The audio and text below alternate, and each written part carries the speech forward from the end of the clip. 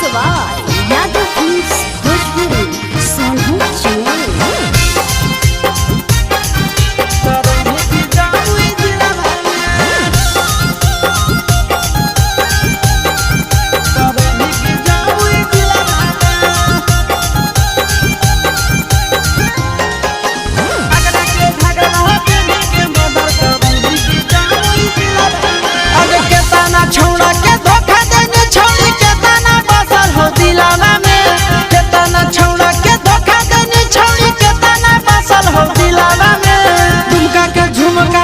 करनी के जमुई जिला में दुमका के झुमका पहनी के मर्डर करनी के जमुई जिला में आगे के तना छोड़ा के धोखा देनी छोड़ी के तना बसा हो दिलावा में के तना छोड़ा के धोखा देनी छोड़ी के तना बसा हो दिलावा में आगे एकरा के घघरा पहनी के मर्डर करनी के जमुई जिला में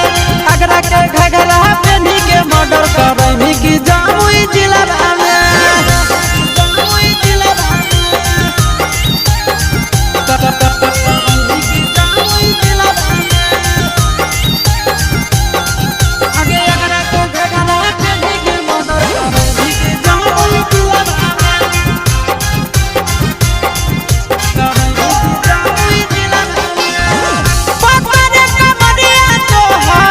सतरे उमरिया के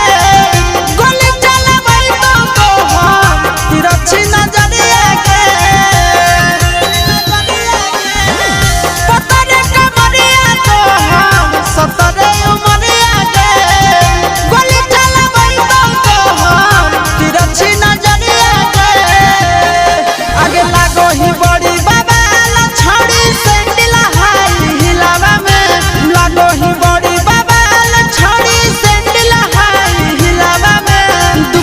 झुमका पहनी के मर्डर करनी के जमुई जिला में दुमका के झुमका पहनी के मर्डर करनी के जमुई